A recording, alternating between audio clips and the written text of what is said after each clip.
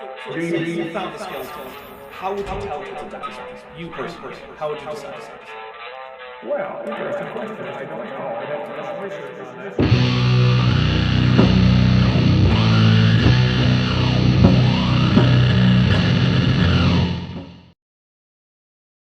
All right, we are here with Kent with Bent 30 Triple X. Triple X, yeah. Yeah, I was trying to think of a name for this one, and then Bent was like, "Isn't there a movie that's just called Triple X, and that's Roman numerals for 30?" And I said, "Bent, I don't know if this is exactly what I said, but it comes down to Bent, you are a freaking genius." Actually, what you said was literally nothing. You didn't say anything. Oh, well, but by sending you the thumbnail, what I was trying to imply with that is, Bent, you were a freaking genius. I sent you another alternate title that I thought might be better. I don't remember what it was. We can save it, because it probably wasn't as specific to the number 30. Oh, I remember what it was. No, the number 30, it's the number 30. We're only going to get here one time. Unless we get up to like 90 and then start counting back down. Oh, and This World and Beyond has our favorite quotation from Dapper Dinosaur ever. So, if you found a skeleton, how would you tell it's a dinosaur? You personally. And this is not a debate. This is Kent with Bent. So if you're new to the channel or to Kent with Bent is our mostly weekly live stream where Bent Hovind, no relation, and I watch some Kent Hovind media, and we just tear at a new one for funsies, and we drink while we do it.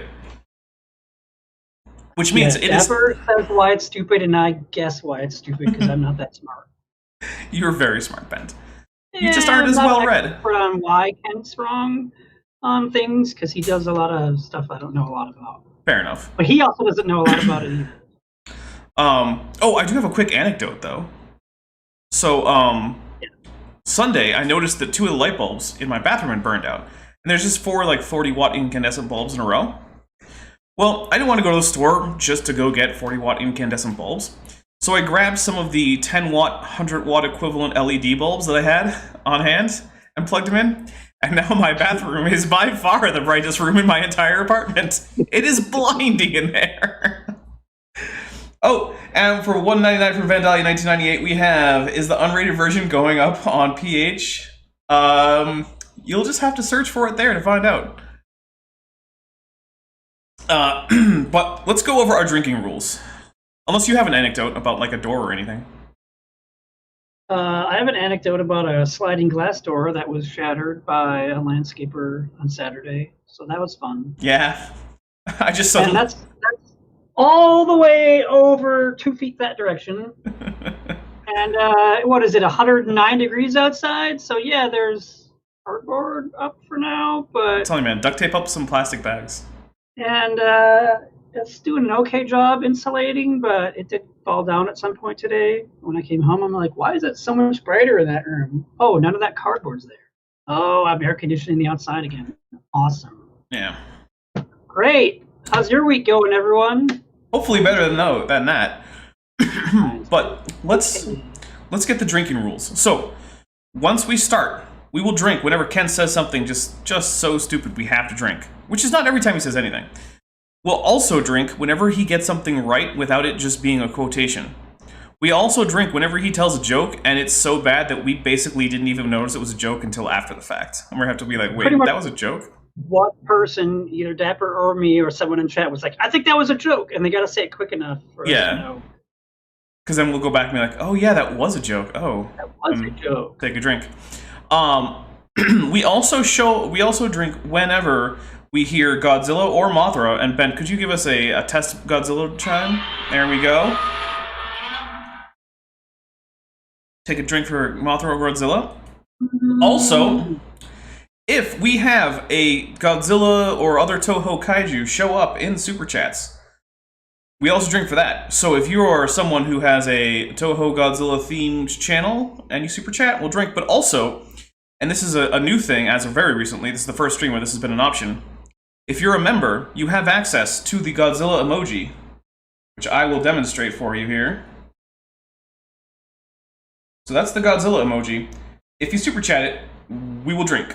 So, unfortunately, it's only available to members, but if you're a member, you want to toss, like, I don't know how much that super chat is, like $1.99 or something, we'll drink for it. So there you go. And of course, if you're Mothra J Disco or like, you know, Goji fan or someone, and you send that, I'll drink extra for it. But here we go. Let's get into some Kent Hovind. This is Seminar 7C. And as far as I know, it goes all the way to D. And this one is almost 2 hours long. So, Bent, it's going to be a while till we get out of this Q&A seminar, where he's not even being asked real questions by real people. Thanks, 2020. I know, right? Next question we often get asked is, hey, if dinosaurs drowned in the flood, have we found fresh dinosaur bones? Or are they all, if they're all fossilized, take millions of years, doesn't it? Well, first, it does not take millions of years for things to fossilize. We covered that on video number 6. But yes, some fresh dinosaur bones have been found. There's a great book out called The Great Alaskan Dinosaur Adventure about some guys that went up to northern Alaska and in the riverbanks up there in the Colville River on the north slope of Alaska, found frozen dinosaur bones. I talked to Les Zerby, my friend up there, who's been a missionary. Okay, wait. Unpermineralized dinosaur bones? Because... Oh, drink for Godzilla. Oh, and TD Lane says, Godzilla is awesome, also enjoy your drink. So we get to drink again because TD Lane chatted to Godzilla. Or rather, super chatted to Godzilla. So thank you very much. Oh, also, Vistafray says, I'm wondering, since birds evolved from dinosaurs, at what point does a herd of dinosaurs become a flock of dinosaurs? That's a good question. I don't know. I mean, is a group of like emus a flock? It's somewhere in the middle. That's the answer. Okay, I would just say once that group is a group of birds, it has changed from a herd to a flock, or maybe any group of theropods moving together counts as a flock. So maybe a Gallimimus grouping running together would actually be a flock. It's nebulous. Well, here we go. For years in Africa, in Alaska. I was just up there a few months ago with him. He said he was there. He can drive right, fly his plane right to the spot, land there, and dig out some fresh frozen dinosaur bones if we'd like. But yes, they have been found in journal Science magazine. I love how, okay, so we're supposed to assume here that Kent actually has evidence of unpermineralized dinosaur bones that are frozen the same way you might find like a frozen woolly mammoth skeleton or something, right? Right. But his reference is some like News Digest book from the 80s. They could fly out there and dig up the fresh frozen dinosaur bones. Then why isn't there a single instance of this anywhere in the literature? Maybe they don't feel like flying out there and digging up the fresh frozen dinosaur bones. But they already did it. Just publish on it. He could do it. He's threatening that he could do it. Oh, I could publish this. I could make this scientific evidence if I wanted to. I choose not to. I guess that makes Obviously, sense. Kent Hovind doesn't know how science works. Well, that's true. He has no idea. I'm surprised he's even...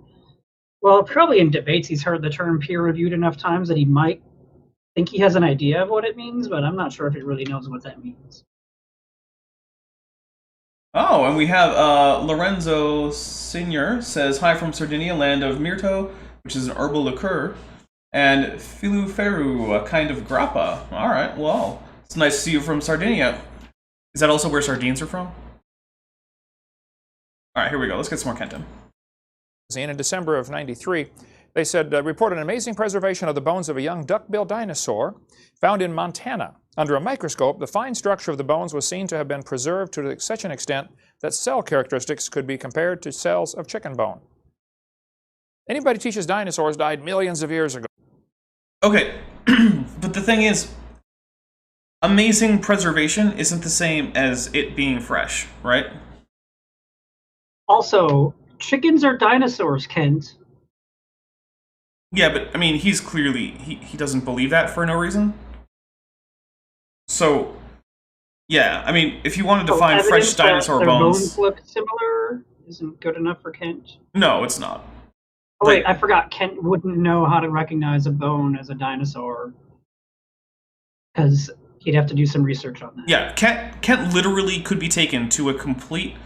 Oh, hold on a second. We have a super chat for $1.99 from Mothra J Disco, which means we got a drink. What? Kent thinks peer review is communism because Red Scare. Yeah, that's true. Kent does think that somehow peer review is illegitimate. But I just lost my train of thought. Oh, right. If you brought Kent to a fully complete skeletal mount of a Tyrannosaurus and asked him, why is that a dinosaur? He could not tell you. Couldn't. Wouldn't have the faintest clue how to check. But, here we go. Has not studied the real evidence, okay? In northwestern Alaska, it's 1961, a geologist found a bed of dinosaur bones in unpermineralized, that's unfossilized condition. This is possibly the same bed that Les Zerbe goes to. He offered to... Ooh, we have an actual reference here. Let's see what we can get on this. So, From a journal? Huh. With a volume and a number and years and page numbers. It's crazy. From 1986. Oh, I have it available on JSTOR, but guess who no longer has a credentials for JSTOR? You. Yeah. Your 150 million year subscription ran out. 72 years ago.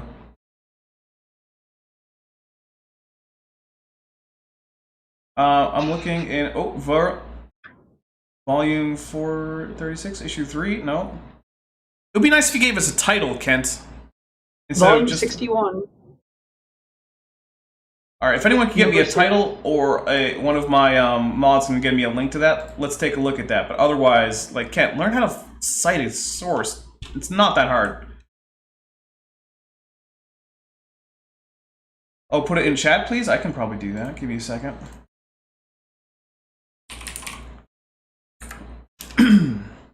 Oh yeah, because I'm not the only one who exists. I can actually just put things in chat and then other people can check JSTOR for me. Good thinking, TD Lane. That's why I keep you around here. Okay, let's listen a little bit more. Take me last time I was there, but the weather wouldn't permit it. We were going to fly up there for a couple hours and see this stuff. Convenient. I'll go next time I get up there. In Prudhoe Bay, Alaska, which is way on the north slope near Barrow, Alaska, they found frozen dinosaur bones. They're as light as balsa wood and look as fresh as yesterday's dog bones. The structure was porous and the fossils were not mineralized, not fossilized. A Canadian Indian... The reference there was Omni? What the heck is Omni?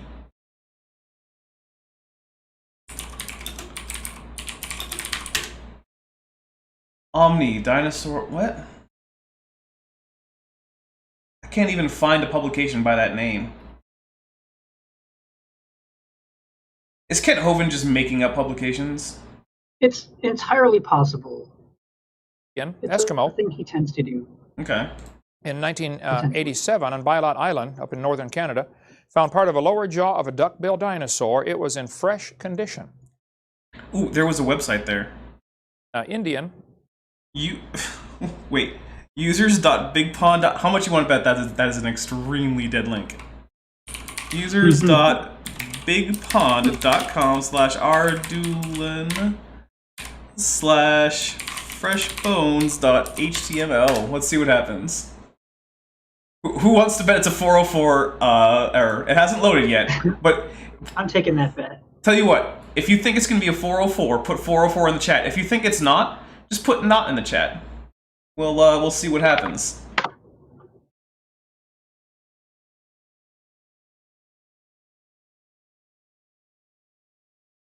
Oh, Omni was a science fiction/science fact publication started by Isaac Asimov. Okay, we're getting 404s. Alright, it has stopped loading. And, oh, it timed out. Oh, that counts as 404. Yeah, I'm gonna go ahead and say that's good enough to count as 404 in my book. Because my guess is that the domain does not exist anymore. But, Go to that MT Blanco, Mount Blanco. oh, what is that? .com and show the guy on that front page. Oh, this Joe is Taylor. mtblanco.com, huh? Oh, my goodness. I've never seen a more reliable looking face. Here we go. So, MT Blanco. Forbidden paleontology. Oh my goodness.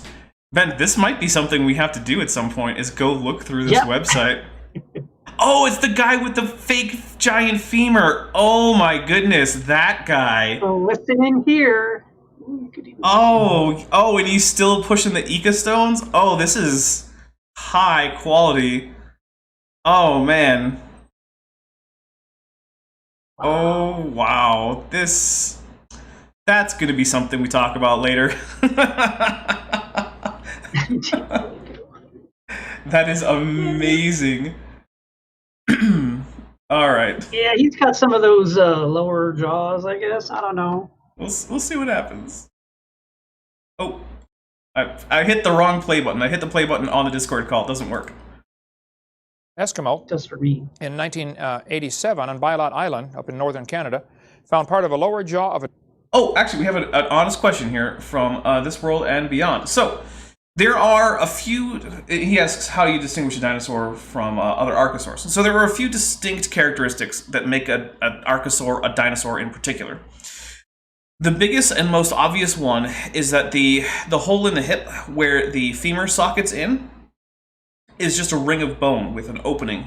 If you have an intact dinosaur hip, which, I mean, you never really do, but, you know, when you reconstruct it, you can look from one end through to the other and see out the other side in a true dinosaur's hip, which is not true for any other animal. That's the biggest one. If you got that, yeah. Another one is that you have... Acetabulum, correct? Yes, that is the open acetabulum. Another one is that when you're looking at the sacral vertebrae, so those are the vertebrae that are between the anterior and posterior end of the hip, right? The ones that are in the hip.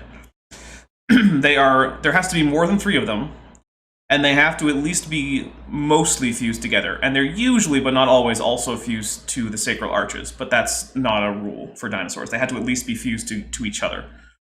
And there has to be more than 3 of them. Also, the head of the femur has to be distinctly offset and turned away at basically almost at a 90-degree angle, and that's what helps the dinosaurs walk upright. So that's the femoral head has to be distinctly offset and turned from the shaft. Also, the 4th trochanter on the femur, which is a muscle attachment point on the distal end of the posterior side of the femur, has to be asymmetrical. There is always a little bit of a curve to it in dinosaurs. There are some other minor ones involving things like there's a little distinctive depression that occurs only in dinosaurs in very close related forms, like maybe Lagosuchus or something. On like, I think there's a little dip on like the posterior end of the parietal bone, but don't quote me on that because I'm not too confident on that one. But yeah, if you find those traits, you can be pretty well assured that what you have is a dinosaur. And I know it's pretty technical, but that's how science works. All right, so let's get a little bit more Kent in here. duck-billed dinosaur. It was in fresh condition. Joe Taylor, our friend from Crosbyton, Texas, has a website, mountblanco.com. We just went to it. He's dug up dinosaur bones before that are not fossilized. He's dug up dinosaurs all over the world. But in the summer of... I'm just going to say... So I'm vaguely familiar with that guy. I didn't remember that, or I didn't know that was his website. But once I looked at it, I recognized some of those pictures, and not a reliable source. 2005, they found dinosaur tissue inside a T-Rex leg bone, and the dinosaur tissue was still soft. Now, the scientists are trying to figure out, like John Horner from Montana is trying to figure out how... Does he mean they found soft tissue? Well, so here's the thing with the soft tissue, and we're gonna, because I know exactly what he's talking about, we're gonna take a drink, because he's either being stupid or dishonest or both. I'm not sure. You know, I just was thinking to myself earlier, what's missing for my drink? And I figured it out. I didn't put enough lime juice in. What the heck, man? Go get more lime juice. I'll do it later. On my next drink. Intermission. Yeah. So, the thing is, so soft tissue is any tissue that isn't bone. Okay? At least when we're talking about vertebrates. So, cartilage, skin, anything. Fingernails. All of it is soft tissue. So, when you find soft tissue in a dinosaur, it generally isn't soft, but it has been found. We found it. But that doesn't mean that you could pull it and stretch it like a piece of skin or leather or something. Now, in the case of Mary Schweitzer, where she was able to recover, in fact, stretchy collagen fibers and things that resemble but may or may not be blood cells, in order to get them to be stretchy, she had to soak them in acid for like a week. It's not like you can crack open a T-Rex femur and eat the marrow. That's not what's happening here. It's still basically rock, and if you soak it in acid long enough, you get some bits of stretchy stuff out. How could they stay soft for 70 million years? They didn't. The thought will never cross his mind that maybe they're not 70 million years old. Okay, he's already... Well, maybe that's because they... Sorry, go ahead. My point was that soft tissue means something in biology, or at least in medicine. If I'm on a procedure and they're doing a biopsy and it's a muscle biopsy or a tumor biopsy, or sometimes it's a soft tissue biopsy, it's a connective tissue thing. Yeah. Normally. So you've got your bone, your skeletal muscle, your soft tissue, your connective tissue. Just saying the term soft tissue doesn't imply, oh, it's just tissue that happens to be soft. Yeah. And that's what Kent was implying. Yeah.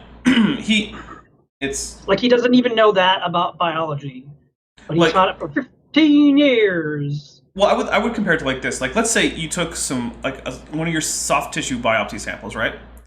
You dropped it in some liquid nitrogen, so now it's extremely hard and brittle. Right. And it would shatter if you hit it with a hammer, right?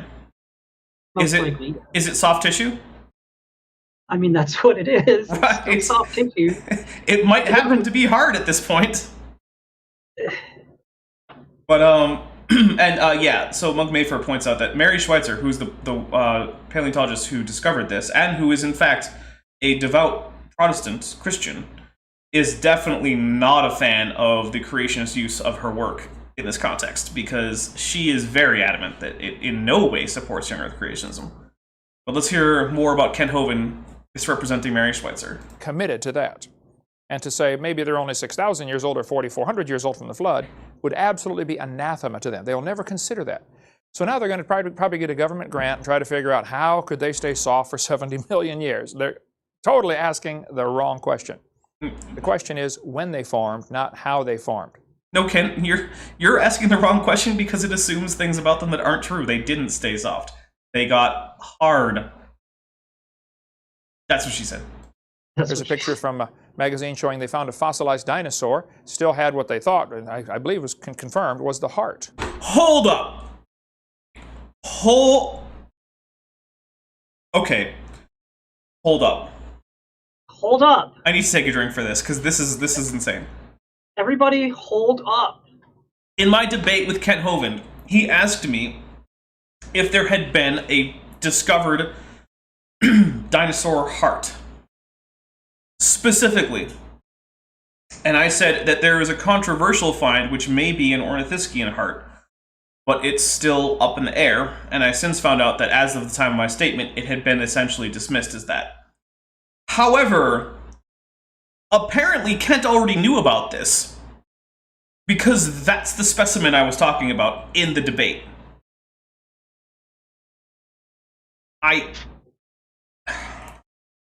Kent doesn't even know what he even seems to know. Maybe it's just all the apricot seeds. Maybe. Okay. Oh, sorry. That was just that. I don't even know. I'm gonna drink again because I'm not dealing with that one very well. Soft tissue. Said, why don't you watch your own video, Kent? It's video number 7, part C. Yeah. My goodness. If he's going to claim that this heart is soft. Fossilized in a dinosaur. Up in Alaska, they frequently find dinosaurs. Well, Alaska's cold. Reptiles don't do well in cold weather. But dinosaurs in Alaska? Not many, but a few have been found. And yes, it's true. What do you mean, not many? There are a lot of dinosaurs in Alaska, and here's why, Kent. It wasn't always cold, and they're found in places that are evidence that it wasn't always as cold as it is now.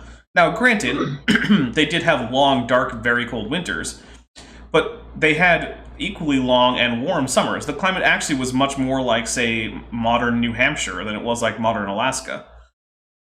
Granted, with greater seasonal variation, but like there are a lot of dinosaurs. There were whole populations of ornithopods and ceratopsians and tyrannosaurs and troodontids all over the place. I have a question. Yeah. What temperature would it have to be to like freeze a dinosaur? I mean, if it's below freezing and the dinosaur is dead and not scavenged, at any temperature at freezing or below will do it eventually. Okay. It's 65 degrees Fahrenheit in Anchorage right now. That sounds nice. Yeah. It's not. What is it not all known? that cold But what is it known? in the summertime. I don't know. I'm just saying, like in the summertime, it's not all that cold in Alaska. I mean, Yeah. it's well above freezing. Yeah, well, and also, yeah, there's a lot of dinosaurs in Antarctica, too. Yeah, it's... All right, we'll keep going. Have been found that are not fossilized. No, Kent, Do there more aren't. research on that on your own, and we'll cover more on our college class when we get to that. If there really Oh, we're getting to that. was a flood, I often get the question, well, where's all the humans? Why aren't there more human bones? There should be, bazillions of human bones buried. I mean, we find lots of clams, find lots of other animals. And it's true, of all the fossils formed, Jonathan, I don't know if you know the percentage. It's like 90% of all the fossils formed are marine organisms. Have you read something like that? And 90 or 98, animals that live in the water, okay? Very few mammal fossils are found, and very few... Okay, so this is actually a fun one. There's this creationist claim. Kent says it. You get it in AIG a few times, and it goes something along the lines of 90 or 95. The number changed a little bit, of fossils found are marine organisms. And of the remaining 5%, 95% are, plants. And of the remaining 5%, 95% are terrestrial invertebrates. And then of the remaining 5%, we get the, whatever it is, terrestrial vertebrates and whatnot. So, I happen to know where that claim is from. It's from, I believe it was Henry Morris, just given an informal talk at the ICR headquarters. Basically, he was given a chat and off the cuff made this up. And it has now stuck in creationism. With no actual citation, no study, no evidence, no nothing. It's kind of like the claim that AIG makes that the average dinosaur was the size of a sheep. You know what their reference for that is? Just making it up? No. Someone else made it up. Someone named Michael Crichton, who made it up for his book, Jurassic Park. That's literally their source. Yeah. Exactly. So, All right. here we go. Human fossils are found. Marvin Lubenow, in his book Bones of Contention, it's the best one I'm aware of on the topic. He's a Oh, I know someone who's currently going through that. So, when that book gets read by a friend of mine, we may have to talk about it. creationist, but he spent years and years and years, like 25 years, studying all the human remains. He says there are about 4,000 human remains have been found. Now, and it's compared to clams, we find billions of those, or fish, we find billions of those. Why only 4,000? Well, there's a couple of things to consider. Why so few human bones are found? And by the way, they're all 100% human. Actually, What would that even mean? the Neanderthals had thicker bones than we have. They were in much better condition. Ben, aren't there pathologies resulting from bones that are too thick? Probably. I like this weird thing where it's like, oh, they have thicker bones. Like, Kent has this weird bias where bigger or heavier means better. Like, talk to Andre the Giant about that. Oh, wait, you can't because he died prematurely from being too big. Yeah. Yeah. Bigger doesn't equal better, Kent. They were like, they say the average Neanderthal could pick up a football player and fling him over the goalpost. I mean, they were just incredible I doubt condition. that. The muscular structure must have been great. But when God made the world 6,000 years ago, there were two people, but it was full of plants and full of animals. 4,400 years later, it was still full of plants and full of animals and still not full of people. I have no idea what the population was at the time of the flood. This is just a pure guess with probably a Is that billion from the people. Bible, Kent? No, you have to go to extra biblical sources to get population estimates. But that the world was full of plants and animals, but not full of people. At the time of When the Jesus? flood happened. Oh, no, he was talking at the time of Jesus, I think. Let me just double check. Years later, it was still full of plants and full of animals, and still not full of people. I have no idea what the I don't know. population was Yeah. at the time of the flood. This is just a pure guess with probably 1 billion people. If you figure they're living 900 years and having 70 or 80 kids per family, you know, that's what you need, Tanya, about 70 kids, right? It would be a large population. That was a joke, and no one laughed. Oh, oh my goodness, you're right. I could see it by that smudge look on his face. I'm going through this drink fast tonight. I don't know why. Maybe it's because it's warm in here. Well, I had to have 2 intermissions tonight. Okay, but let's just pick a number and say there was 1 billion. Why are so few found as fossils? Well, the purpose of the flood, according to Genesis, was to destroy man off the earth. That's why God did the flood. The Bible says there were giants in the earth in those days, and there were mighty men of old. So, I don't know for sure what that means, but I suspect that might mean the people were actually bigger before the flood came. We've covered on video 2 about... You know, it's funny. The farther back you go in time, the shorter on average humans get. It's almost like Kent Hovind is completely wrong. Some of the giant fossil skeletons that have been found. People 9 feet tall, 10 feet tall, 12 feet tall. I really want to know on what basis he has concluded that that is a human finger bone. Also, we're talking about the same guy who has the fake femur that is known fake in his museum. Well, I mean, the guy that he cited. What was his name? The guy from that website? Joe Taylor? Yeah. So, I mean, that's the kind of source we're getting here, is basically hoaxes. Which isn't surprising, since he also cites the ecostones, and those have been known to be hoaxes for decades, so... I don't know if everybody was that big or not, but certainly it appears some of them were. So there are several theories of why so few human bones have been found. Number one, there were less people to be killed. There aren't as many people available. So you're not going to find as many bones of them. But Kent, you said there were 1 billion of them. Yeah, I'm gonna Unless they're drink. all still alive, yeah, we should find their bones. Right, there's a drink. Here's the thing, right? Do you think there were more than 1 billion T-Rexes? Because we got a bunch of specimens of those, Kent. Like, do you think the Earth was just jam-packed? Or, not the Earth, North America. Because it's the only place we get Tyrannosaurus Rex. With billions of them. And not just North America either. T-Rex. It's not just North America either. It's basically a section of North America, south of Canada, but, like, east of the Mississippi, and, like, north of what's now West Virginia. Like, it's not a huge area where you find T-Rexes. Do you think that that area was just chock full of, like, 3 billion dinosaurs? All T-Rexes? What were they eating? Like, if there were 1 billion humans, they would have exceeded the population of any similarly sized animal, especially in a world where you think all of the entirety of the, basically the pre-Cenozoic biodiversity was existing at once. Because remember, creationists tend to think that Cenozoic strata are post-flood, so all those mammals and birds and whatnot that evolved at those points, those are all things that evolved after Noah's flood.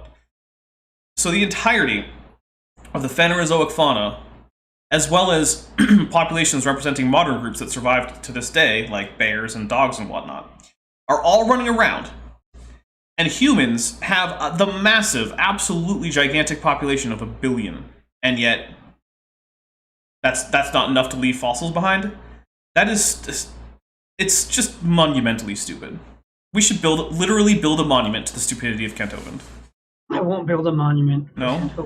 You want to put a statue of Kent Hovind in a dunce cap with, like, the title on the pedestal, the stupidest man?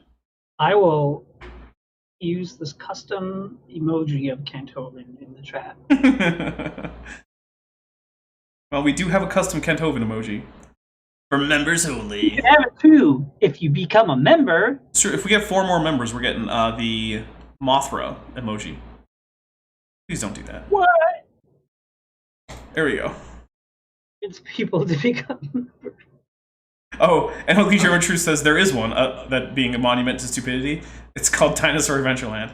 Yeah, enter at your own risk. There's a reason he makes you sign those waivers. Okay, you're going to find more animals and more fish and clams and stuff like that. Secondly, people are smarter than animals. Well, some people. And they would tend to avoid drowning until the last possible minute. I think that was a joke too, so I'm going to drink to that. Oh, yeah! Man, Okay, so a pyramid would be better. Pyramids are cool, but anyway, here's the thing about avoiding the flood, right? We're talking about an event that manages to submerge the entire Earth in less than 40 days, where the continents are basically melting and sliding across the face of the Earth at like 20 miles an hour, where there are gigantic earthquakes and volcanic eruptions going on all over the place. People now die in floods. Like right now, 20th century Earth, sorry, 21st century, look, when you're as old as I am, it's hard to keep track of centuries. Right, yeah. Okay, 21st century Earth, floods still cause the deaths of humans. There would have been massive tsunamis during this flood. You know what else kills humans right now? Tsunamis. I don't remember if you remember, but back in, what was it, 2006 or something? There were the gigantic tsunamis that hit basically the entire, like, Western Pacific. Wasn't that December 26, 2005? It might have been 2005. I mean, I'm pretty sure most people here probably remember what I'm talking about. But there were all these scenes of devastation. We got, death totals, and Indonesia was especially hard hit, and Japan suffered the damage to the Fukushima nuclear power plant that caused, well, basically nothing except a lot of panic. It's 2004. I was on My goodness. Is it really that long ago? Makes me feel old. Yeah. Alright, well, anyway, yeah. Humans still die in these kinds of events. So saying, oh, humans just died later doesn't really make any sense. Whereas animals would get surprised and covered up and buried, the humans would figure out some way to avoid this. Plus, it probably took about 6 months to kill everybody. I mean, the flood covered the world, but it doesn't mean it covered the whole world instantly. It rained 40 days and 40 nights. And probably what we see today, the continental shapes and everything, obviously is a pure coincidence based on the water level. And everything was flexing up and down during the flood. We covered on video 6. So, how is that a coincidence? I think what he means, and he's not really wrong, is that if you change the water level, the size and shape of the continents would change, which is true. Well, yeah, but where's the coincidence? That's not even a coincidence. That's just something that happened. It's a stupid. Is in their shapes. Look, it's a bad choice of words, but I'm not gonna be like, yeah, no.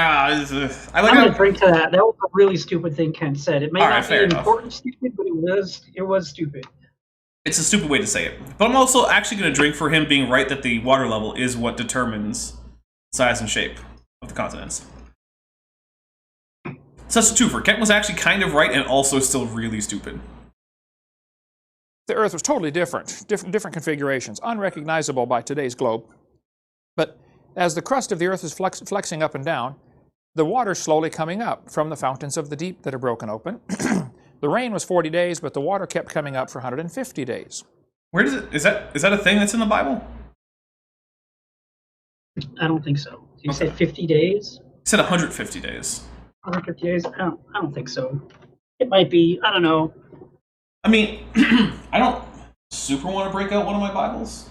Also, I found... It says that the waters come from the deep, but I don't remember it saying for 150 days. I'll just read about it. I'll pull it up. I found... Oh, by the way, I found one of my Bibles that I thought was missing. Turns out it was just in my trunk. Of your car? Yeah. It's been in there for a while. That car, I'll tell you. It's a very old car. It's almost as old as you are, and you're 150,072 years old. Exactly. So if we start with the assumption that during the flood, there were high ground above water may have lasted for 6 months. The high ground getting smaller and smaller, and people would run to high ground, and they also have the tide. The moon is causing the tide. The moon doesn't know or care that there's a flood on the Earth. It's just, pulling the water up. So the tide may go up, cover an area, and then go down, and people and animals would run to the newly exposed island. Here's high ground, get over there. But high tide lasts for hours all over the place. Do you think people were just floating around and animals were just floating around? And what about the people who were not anywhere near any mountains? What about the people who, during like the 2004 earthquake, like the people in Indonesia, were just hanging out one day down by some, beach, and suddenly the water rushes away, and then like, you know, a 45-mile-an-hour tsunami wave comes crashing at them, Kent. What? I just... Yeah, I'm going to drink real quick. So we'd the find waters footprints in these prevailed mud. upon the earth 150 days. What does prevailed mean in 1611? I think it means that they just stayed at their however deep it was supposed to be, because then right after that, it talks about rains. What does it say? The fountains of the deep and the windows of heaven were stopped, and the rain from heaven was restrained, and the waters returned from off the earth continually. I mean, so... But if it rained for 40 days and 40 nights, but then after 150 days, then the rain from heaven was restrained, was it just like a drizzle for day 41 to day 150? I feel like at day 150 is when it started going. It's supposed to be when according to the story, it feels like that's when it starts to that. I can't talk. Supposed to start going down. Not that it was rising that entire time. That's what it seems like. But I think when it said prevailed, I think that just means stayed steady. You know what? Megan Fox's giant boobs. James version, so Megan Fox's giant boob says he's that dumb. Stop rationalizing it and drink. All right, you know what? Fair enough. I'll just drink. Remember when Megan Fox was on her ship? Yeah. Yeah, me too. I do. Layers that then would get covered up with the next tide. I mean, every 6.5 hours, the tide changes. High tide to low tide, 6 hours and 25 minutes average. So as these mud layers are full of footprints, they bake in the sun just for a couple hours, enough to get a skin on them, and then a new mud layer washes in on top. I'm sorry, what? I'm gonna have to drink again. Layers of mud. I need to start a heavy metal band called Layers of Mud. Okay, so we are supposed to assume that all of the fossil-bearing layers, which, by the way, extend all the way from, like, the pre-Cambrian all the way to the latest fossil-bearing beds. All of these were made on the peaks of mountains as animals scrambled for cover from the increasing floods, and then after, you know, maybe on average 3 or so hours in the sun, that was sufficient that the raging flood waters on the next high tide were insufficient to wipe away those fossil trackways. See, here's the thing. I've actually been doing a lot of reading in geology recently, which is a new thing for me. I'm not much of a geology kind of guy. But we can tell when something has been laid down by floodwaters, and it is called a turbidite. And one of the things that we can tell, or one of the reasons we can tell it's a turbidite, is that it will have no what's called bioturbations, which are things like burrowing marks or trackways or things like that. Because floods are too violent to preserve such things, unless such things have already lithified, in which case it's that stratum itself isn't the flood deposit. So everything Kent is saying here is just completely flat contradicted by the reality of actual geology. And as a bit of a spoiler alert, my next longer series taking down a creationist talk is actually all going to be about geology, and I have had to consult with more than one geologist about this to make sure I'm getting it right. But with only one update that I need to make, it looks like I am getting it right. So look forward to me talking about rocks for probably, when all is said and done, 2 to 2.5 hours. We also have from Kent Hovind's cellmate for $2. Kent Hovind looks like he's made of layers of mud. You know, I'll say this: he's not as good looking as Eric Hovind is. Eric Hovind is, I think he's just overall the better Hovind in most ways. Eric Hovind, he's better looking. He's not as much of a jerk, although his arguments are somehow even less impressive. So I don't know. Here we go. That was weird for me to say that. Well, you don't think that Eric Hovind is I think the better Eric looking? Hovind looks like Greg Sestero. Okay. That doesn't mean that he's not better looking. Do you think Greg Sestero is? Kent Hovind should put on a long black curly wig. You're tearing me apart, Eric! Give me back my land! You betray me, Eric! Everybody betray me. Fed up with this world. Alright, enough of the room. That's it. From the next tide. It is highly probable that during this flood, during these first few months of the flood, you would get thousands of layers deposited for multiple reasons we cover on video 6. And you may have footprints within each of these layers. We had a guy called into the radio program yesterday, the guy from Sweden that calls in once in a while, to our radio program, evolutionist. He says, well, we find layers of rock and footprints between the layers. He said, that proves each layer was exposed for thousands of years. No, that proves it was exposed for maybe 30 minutes. No, it doesn't, because you cannot lithify footprints in 30 minutes, Kent. Lithification is a well-known process. It doesn't happen overnight. So I'm going to drink for that. Doesn't prove it's exposed for thousands of years. So yes, it's possible to get footprints, and especially if you look at nearly all the footprints are run in the same direction. What would that mean? It means it's not true, because that isn't actually true. However, there are a number of fossil trackways in which a large number of conspecifics are walking in the same direction, which is not evidence of running for their lives, it's evidence of social behavior. Trying to avoid something. They're all going the same way. Probably avoiding the floodwater. And in Psalm Probably 104, Kent, that's what it is. Yeah, no. And the thing is, there are many trackways where we can actually tell the stride of the animals, and most fossil trackways do not preserve rapid locomotion, like running or anything. Most trackways preserve either sort of a general ambling gait or feeding behavior, where animals are just kind of running around in various directions looking for food. It's actually not hard to tell the difference. But, I mean, what would Kent know about that? it says the mountains arose, the valleys sank down. So during the flood, the crust of the earth was all broken up into plates, and they're much more flexible and movable than they are today. Today they're kind of locked into position, as most of the water is gone that was underneath, that was lubricating this movement. Oh my goodness, hold up, I have to drink for that. Kent is going with like an extreme modification of hydroplate theory.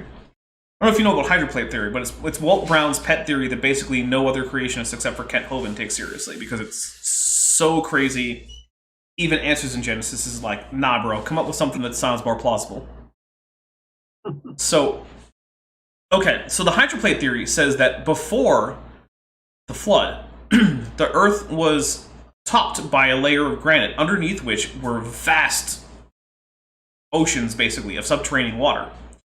And that as a result of tidal action from the moon, the crust began to break up, and at the time of the flood, it broke up enough for the water that was under immense pressure to shoot out of these vents, where the main one was located along like the mid-oceanic ridge, and then other rift valleys and things like that on Earth represent other places where this occurred. Okay. Oh yeah, the Standing for Truth gang accepts it.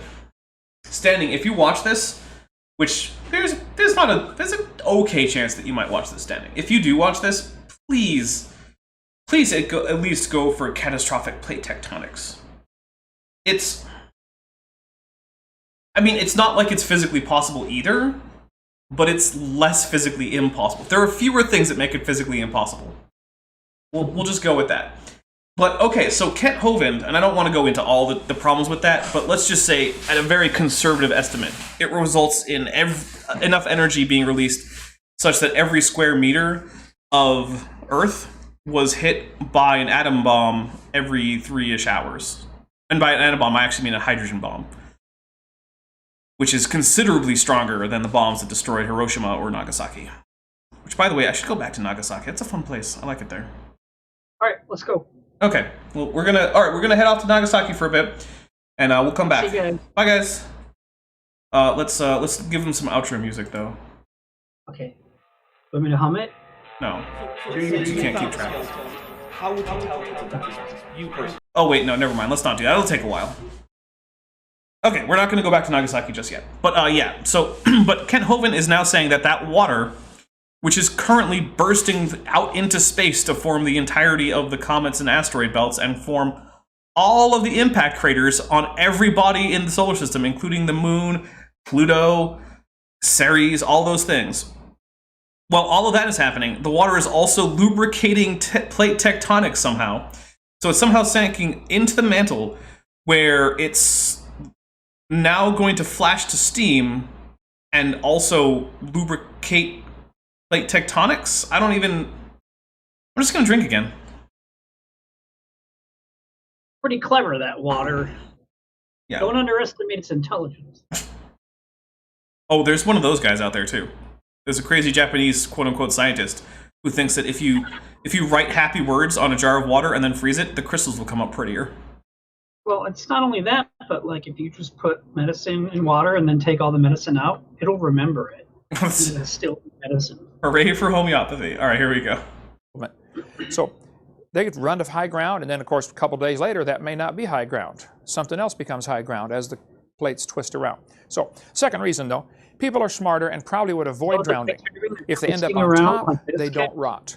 I mean, they rot, they don't. Sorry, yeah. I couldn't hit the pause in time, I'm sorry. Yeah, that's not... Yeah, that's not how that works. Plates don't twist Kent. That's... That look on his face, though. Yeah. This one? Pretty accurate. Yeah. Plates are twisting!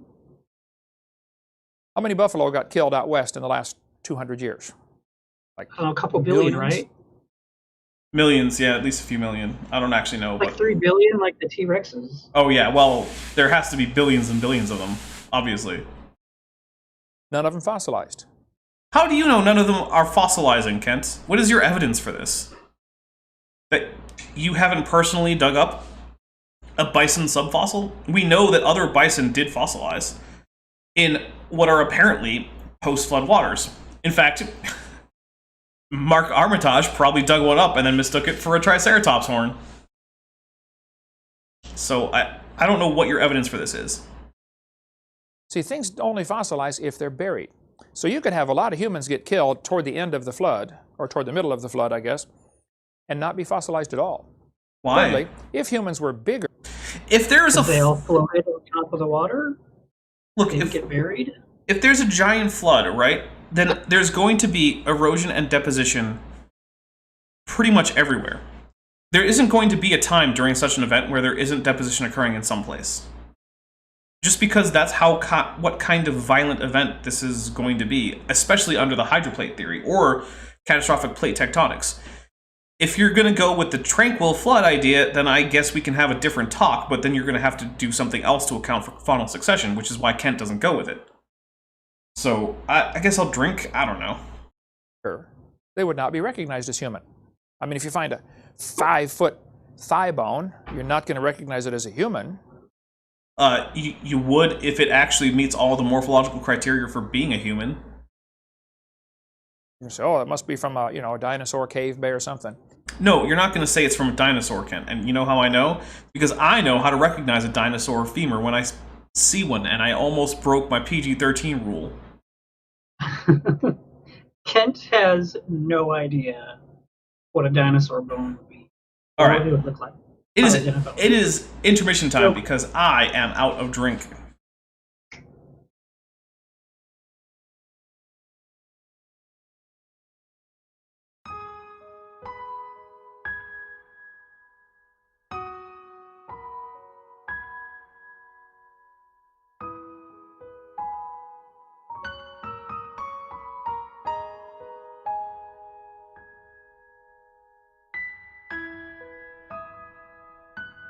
I want to take a moment to talk about something serious.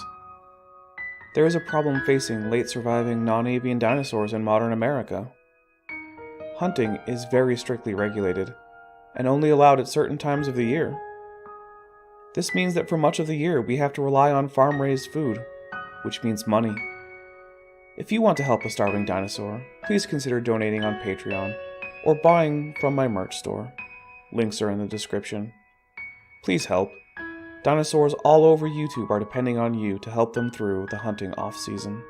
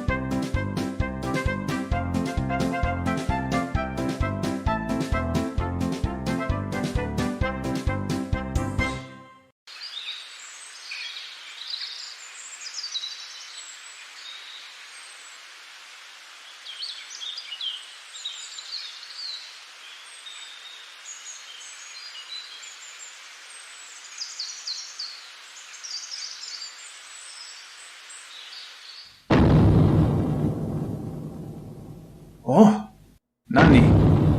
Dare? Oh, Gojira desu ka?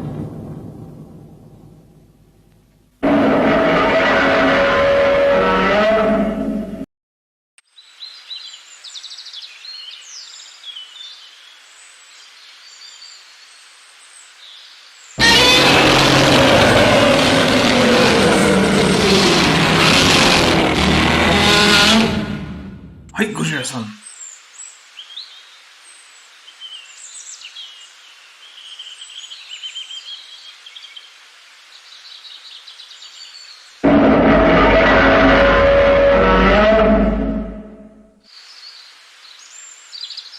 Hi.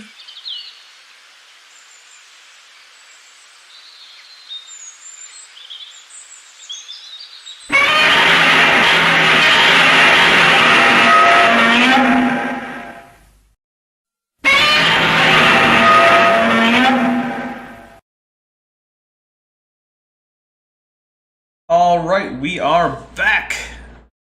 What's up, Bent? You tearing me apart, Hovind! Thank you. Thank you very much. That's all you got? Wait, that wasn't your real hair?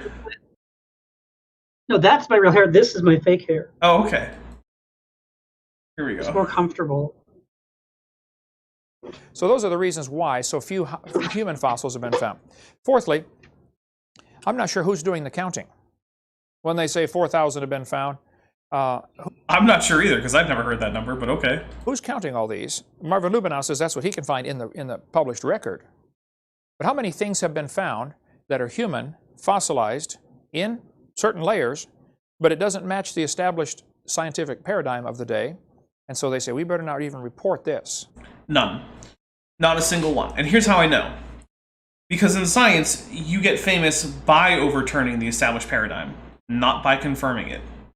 I guarantee you, if some paleontologist found a human skull in like a Jurassic limestone formation or something, it would be news. No one would hide it.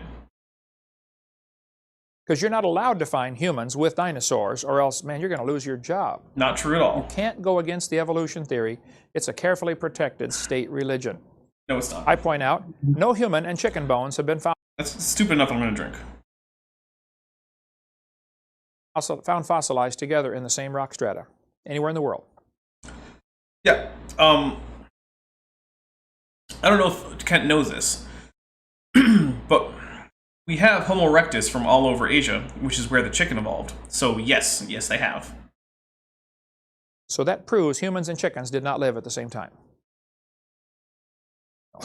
You know, that's not good logic, okay? We don't have to find the bones together to prove they live together. We don't have to find the footprints together to prove anything either. No human and chicken. For $2, T Lane says the conspiracy argument is lame, Kent. It is. Also, T Lane, how are you going to super chat but not sound like Godzilla? Now we don't have to drink for it. It's like this is not amateur hour, T Lane.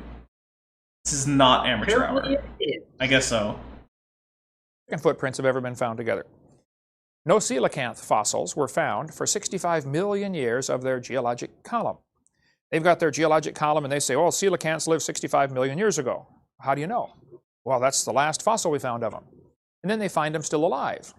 Yep, that's true. And living in a place where fossils are both hard to find and hard to have preserved. So it's not too surprising that they, in fact, weren't found, because our deep-sea fossil record is barely existent at all. And the coelacanths that were around 65 million years ago did go extinct, because they were all shallow water and, in many cases, freshwater animals. And those ones don't exist. What does that prove? For 65 million years, by their thinking, no coelacanths lived, or no coelacanths fossilized? Yeah, fossilized. Because the ones who lived in areas where fossilization was frequent and where humans were likely to be able to find the fossils, those are the ones that died. Other ones that we didn't even know existed at the time are the ones that survived.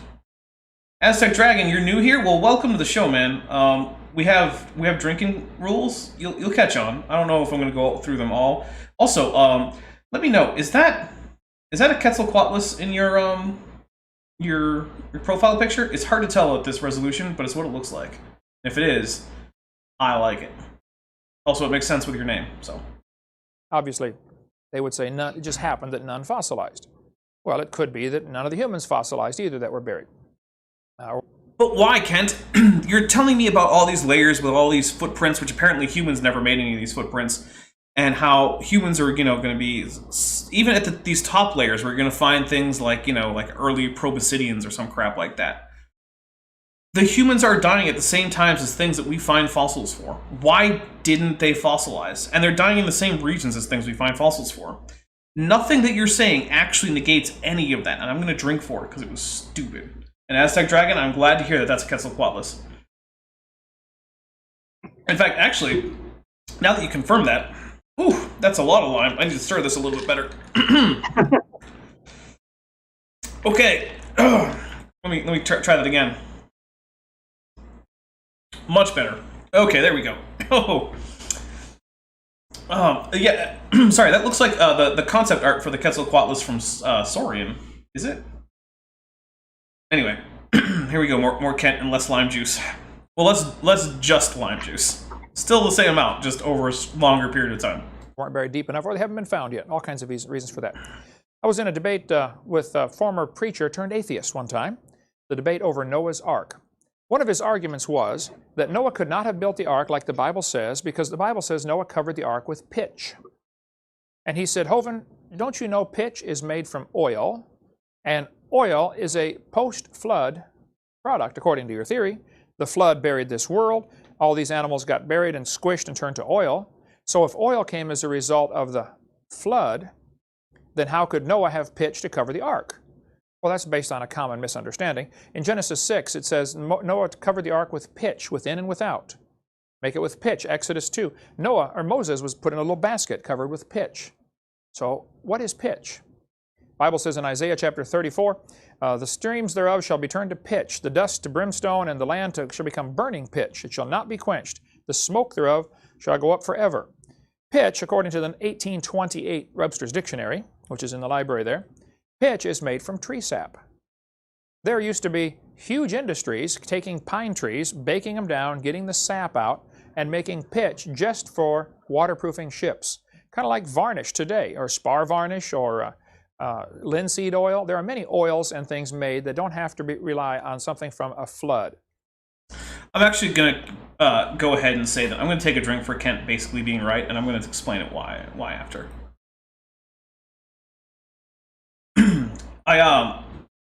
Yeah, plant pitch is a thing, and I don't see any particular reason why it's not reasonable to assume that the pitch that's being talked about in the Bible could have been some kind of plant pitch, which, according to the internal narrative, would have been around. I do not think that you should use the pitch as a petroleum product as an argument against the flood. It's stupid. It's like using the unicorn argument. The actual explanation is perfectly reasonable. In this case, plants make pitch like pine pitch or various other plants whose sap can be boiled down to make waterproofing substances. Just like with the unicorn, the 1611 word unicorn could just as easily refer to a rhinoceros, a one-horned Indian rhinoceros, as it could to a mythical beast. And if you're going to go around being like, oh, the Bible says unicorn, that's silly, don't. Although, okay, I do know of people at my church who thought that because the unicorn was mentioned in the King James Version of the Bible, that an actual one-horned horse was on the ark, and it's since went extinct. So there are some creationists who go full-on unicorn on that one, but the more top-level ones don't. Same thing with pitch. Don't use either of those arguments against the flood. They're just stupid. So yeah, there's a drink for Kent being right. It doesn't have to be something that was destroyed in the flood. Pitch, according to the dictionary, the resin of pine or turpentine. Yeah. And there were giant factories all over America producing barrels and barrels of pitch to Why sell is to he picking ships. the 1828 dictionary? Because he's going with a 1611 translation of the Bible, so he's looking for archaic words. That's actually reasonable in this case. Yeah. Okay. In the 1800s, 1700s, 1800s, it was common. You bring a few extra barrels of pitch with you. If you get a leak in your ship, you tar it. So it does not have to be from flood-related deposits. Actually, going back to my whole has history degree thing, and where he mentioned tar, yeah, it actually, if you hear about in the late colonial period in what's now the United States. You hear about various tax collectors for the crown being tarred and feathered. And now we imagine petroleum tar, which has a very high boiling point where, you know, you're covering someone in like 300-degree tar, which would be very fatal. But we have stories of these people surviving. So there's been an open question as to what were they covered with, and it seems pretty clear now that what they were actually covered with was still hot. Like, this would be a painful process, but very survivable amounts of tree pitch that had been reduced and heated up so that they could flow over the person, and then they were covered with chicken down. And so it would still cause basically body-wide third-degree burns. Like, you would have a very, very crappy few weeks after that, where basically everything would hurt. But it's quite survivable, and that's another point where our modern interpretations of words like tar and pitch are not the same as would have been used in the 16 or 1700s. So I just wanted to put that out there as a little bit of trivia. I'm holding in my hand, I don't know if you guys can focus in on that or not. This is a piece of slate, or shale, I mean. There are probably 60 layers to it, real thin layers, and you can see oil oozing out the side. But right there on the surface is it's a fish. It's true that animals under pressure turn to oil. It's a fact. This fish was squeezed between these layers, and you can see the actual impression of the fish. There's no question that at least some of the oil in the ground comes from organisms, living organisms, fish, you know, people, whatever. Here's a fun fact about shale. Scientists can actually tell if it's a flood deposit or not. So in order for shale to be deposited rapidly, the fine-grained silt sediments that go to make it up have to actually collect together in floccules, which can happen during floods. But as a result, it gives the shale a distinctive grain to it, where the floccules come in little bunches, and then it can settle out almost at the same speed as sandstone. But the vast majority of shale deposits in the world do not have this flocculation, and so are known to not be turbidites. I can't speak for that rock because I have no idea what it is, but I just thought I'd point out, as a general rule, shale is not and cannot be a flood deposit, and if it can be, you can tell. They're squeezed. But that doesn't mean Noah had to have this kind of oil to be waterproof. Oh, I said full-body third-degree burn, didn't I? I meant first-degree. I'm sorry. That's me getting it wrong. I'll take a drink for me being an idiot on that one. I'm sorry. I got the numbers all... Hey, you know what? Ben's the doctor here, not me. What? Don't blame me. How come you didn't know it, Dr. Hovind there? The real Dr. Hovind? Don't blame me. Well, you're the medical I'm not a professional. real doctor. Yeah, well, you're a medical professional. I'm more closer to being a doctor than Kent, but yeah, I'm a medical professional. I'm exactly as far away from being a doctor as Kent, because I also got a degree from some place that's not actually able to issue degrees.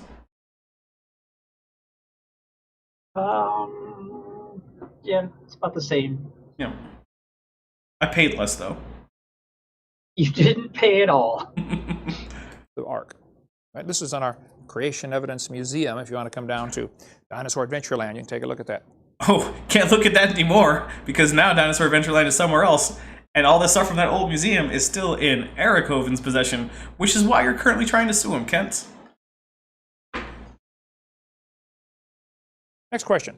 I often get asked the question, is modern man smart and ancient man stupid? You know, was he stupid or was ancient man really smart?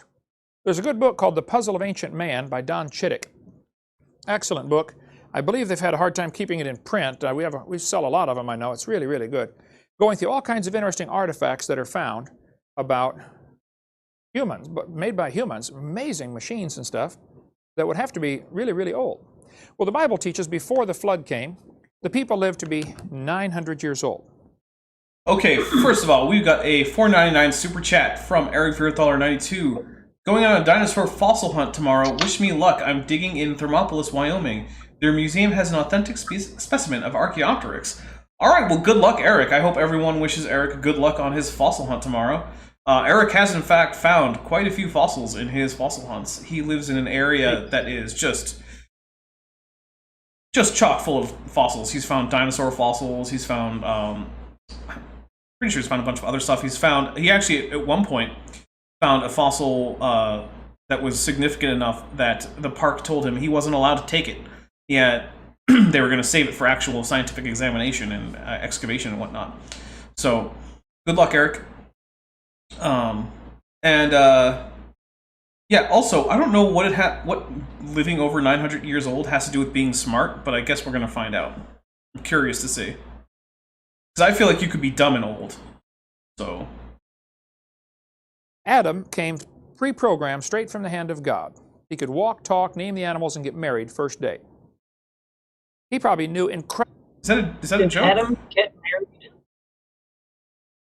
Well, I guess, yeah, okay, I'll go ahead and say this. I don't know about, like, marriage ceremonies or anything, but if you look later on in the Bible, in both Old and New Testament, the relationship between Adam and Eve is seen as sort of like the prototype for future marriages.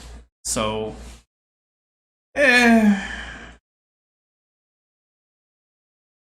but, yeah. Incredible amounts of information that was pre-programmed in, or after spending 100 years walking and talking with God, he just knew a lot of stuff that God told him. God would say, Adam, you see this tree right here? Watch this. You pull off the bark, scrape the inside, and chew on that. Oh, wow. Yeah, it's got vitamins. You need that, Adam. Probably a lot of the ancient medicines, that cultures have are remnants of things left over from knowledge passed down by the ancients. Like, how did the first guy know you can take a willow tree and scrape the bark off and make vitamin C out of the tea? I mean, Vitamin C. Is that the main product that we get from willow bark? Because I have a feeling that it's aspirin. So I'm going to take a drink. What do you get from oleander? Dead. Do you? If you drink enough of it and you don't go vomit immediately. Oh, yeah, maybe. Okay. It's possible. how do they know that? Who's the first guy to start chewing on a tree? I mean, you got to wonder. Somebody must have told them. So if they're living... No, humans do weird stuff. Like, they pick random plants and brew them into teas and then just start drinking them for no reason. And then the ones that... Make Kent bigger again. Oh, good point. But yeah, sometimes people will just pick flower petals and make tea out of them. You know, What's the big deal? Well, sometimes they die, but sometimes they find aspirin. Sometimes they don't die. Yeah. Sometimes they find aspirin, or sometimes they go to the hospital for a while and they come back and they're fine. Do we know it? Vomiting it out. Do we know anyone like that? We can't get too far off topic here. Okay, I'll just say there is a Kent with Bent that is labeled the one that almost never happened for a reason. For a reason. 900 years, and having huge families, and learning an incredible amount. I don't know how far advanced they got before the flood came, but I suspect possibly even more advanced than we are today. Okay, so you think there were pre-flood airplanes and space shuttles. That's what I'm getting from this. No, more advanced. Well, right, but that means they would have had to go past the space shuttle stage, so there would have been some space shuttles while they were working on it, right? Just passed right over it. That's why you don't see it.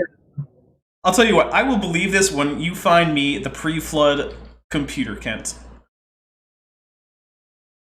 Find me that, and then we'll talk. And some people say, well, why don't we dig up their cities? Well, the problem is we're looking at what things that we need today and assuming that they needed them before the flood. Suppose they lived in a world with perfect weather. You don't need a house. I don't understand what perfect weather means.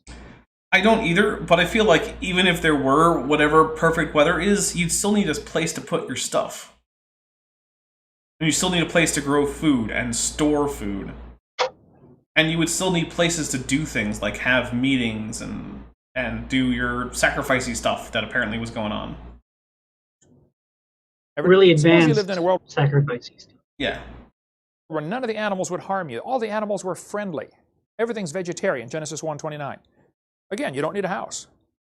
And why don't we find their cars? Well, man, if you're 9 or 10 or 12 feet tall and can run 50 miles an hour, and everything's growing in your yard, you don't need to go anywhere anyway.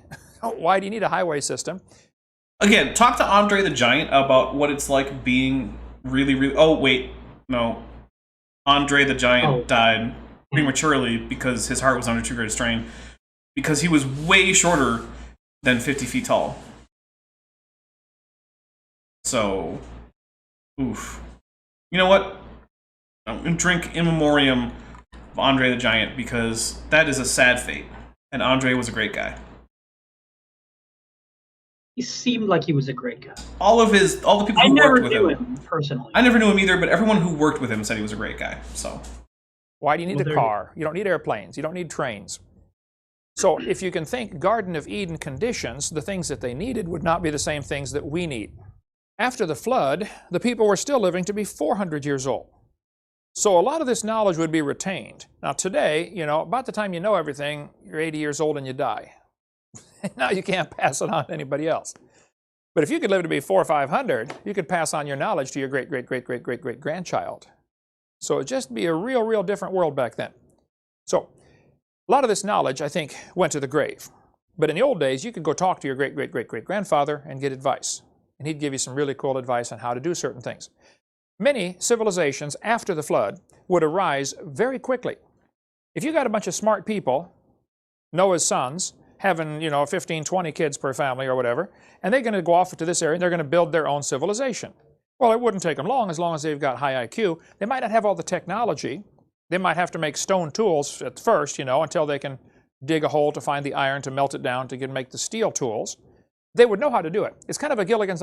yeah, we're going to just gloss right over like copper and bronze. Those metals don't count, which were in fact evident in many early civilizations, Kent. But here's another thing. So creationists like to fit a exponential growth chart onto human population and start it at 4,400 years ago and then reach whatever current world population is by simply plugging in an exponent.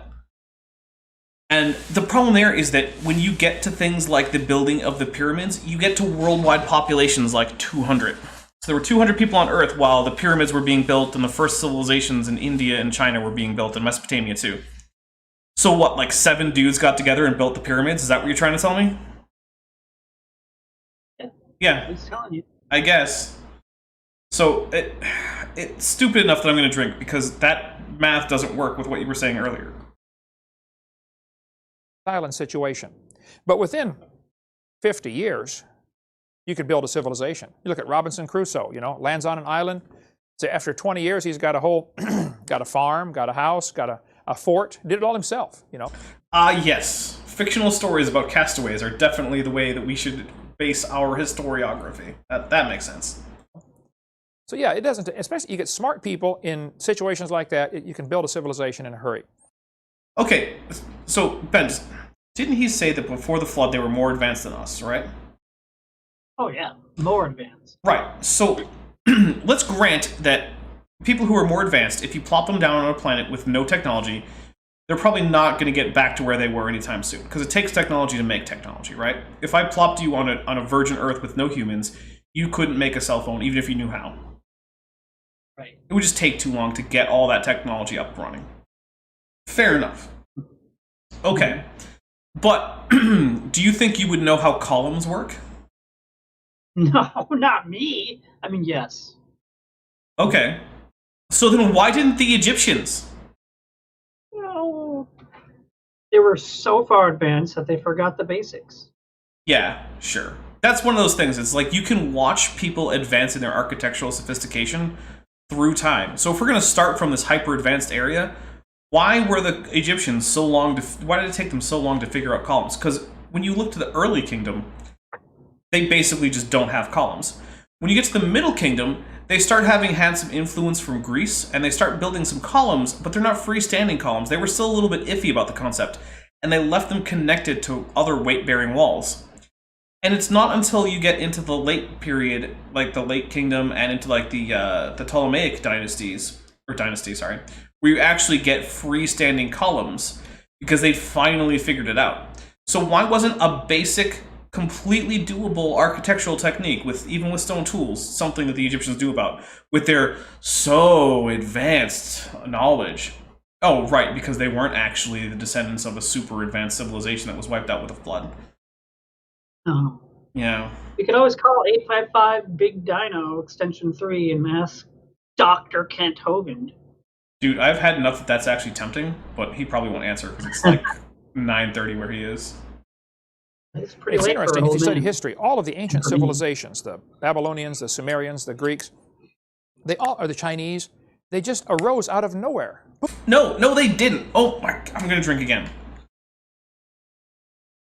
They freaking didn't. We have actual archaeology in all of these cases of pre-dynastic or pre-urban or whatever you're going to go with civilization, or not civilizations, but people groups.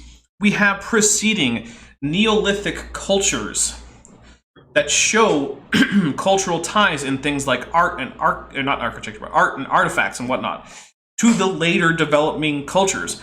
They don't arise out of nowhere. What arises is the cities, the urbanization aspect of their cultures arises relatively quickly once they get the idea that building a city is a good thing to do. But to say that they just pop out of nowhere is not even close to true. Yeah, and like T.D. Lane said, if you study history, although I would probably say more archaeology, you find millennia of human settlement prior to these civilizations. Yeah, it's true.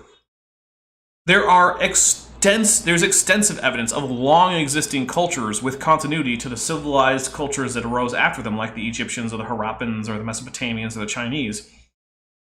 Long before the civilizations rose in what we would call a civilization, where the word itself basically means a group with cities. Cities are the thing that makes you civilized from a historical point of view, just like writing is the thing that takes you out of prehistory and puts you into history. Is it arbitrary? Yes. Is it a line we can draw, and therefore we just have a line? Also yes. Poof, there's a civilization. There is no evidence of this stuff they teach in school, of them going from hunters and gatherers and grunts and groans, caveman stuff, becoming civilized and building cities. There's no evidence. First, I don't know why we're connecting linguistic development to this, but modern linguistics can in fact derive rough time estimates for divergence time of various groups of languages. Now, we can't go all the way back to some hypothetical proto-world language, right? But, for instance, we do know that the people who would have spoken Proto-Indo-European were prehistoric and might have been able to work copper, but maybe not. And we know they lived in probably West Central Asia and spread out from there. We have things we know about them. They didn't have the civilization. In fact, we have people groups that are probably closely related to... Oh, Godzilla. To these groups. And we know that they later built up civilizations in places like Greece and India and other places, right? Like, we know that that's a thing that happened. This isn't just a pretend thing. So even if you want to tie in linguistic development, we still have evidence that it did not follow the pattern that you think it did. Evidence of that. It's farther back you go, it's all of a sudden, poof, there's the beginning of the Egyptian civilization, the beginning of the Chinese civilization, just like they moved in and built it in less than 100 years.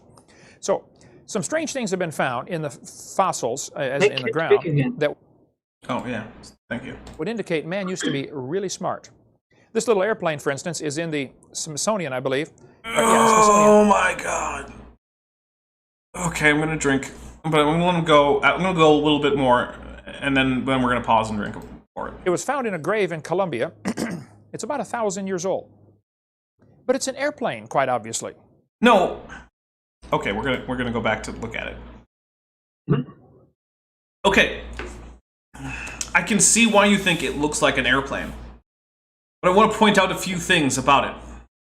One, this was found in a group of little gold figurines, most of which were things like stylistic jaguars or frogs or other various things like fish. And also we have a $5 super chat from T.D. Lane, who says, you should do a video on how bad Kent gets history.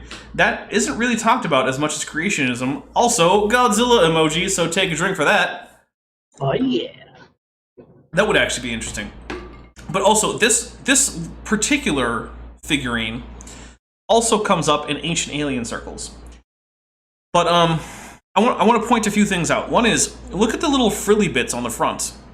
You notice how that would not actually work? That would create way too much drag on an actual airplane. Same thing with the little tail fan where there's a little stick out bits.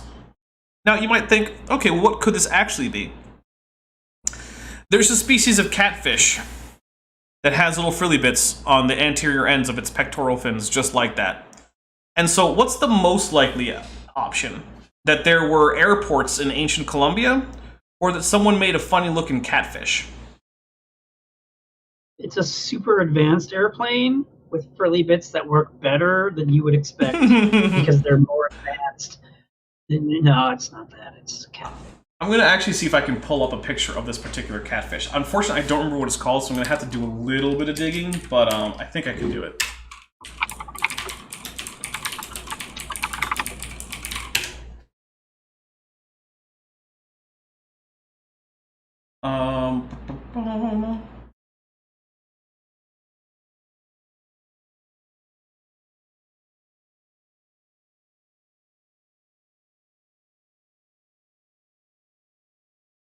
Come on, internet, don't fail me. Yeah, don't act like my internet. Right? Act like good internet. I mean, I looked up frilly catfish and couldn't find anything. All right, but I did find something else, which is some other pictures of other,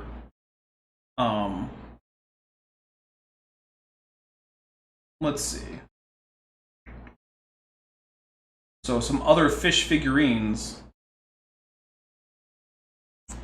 And, hey, what do you know? When you make a figurine of a fish that has pectoral fins, and it has a tail fluke, or not tail fluke, but, tail fin, and it has a little, what do you call the rear fins? Sacral? I'm just going to go with sacral because I don't remember the actual term. Yeah, you get pretty much nothing. Oh, actually, I found it. Oh my goodness, I found it. So we're going to... All right, here we go. Look. It's got weird frilly bits. Yeah, this is a much better option for the actual identity of this organism, or the subject of this sculpture. And you gotta remember, and you can say, oh, that doesn't look exactly like the fish, but yeah, if you look at the jaguar figurines from the same find, they don't exactly look like anatomically correct jaguars either.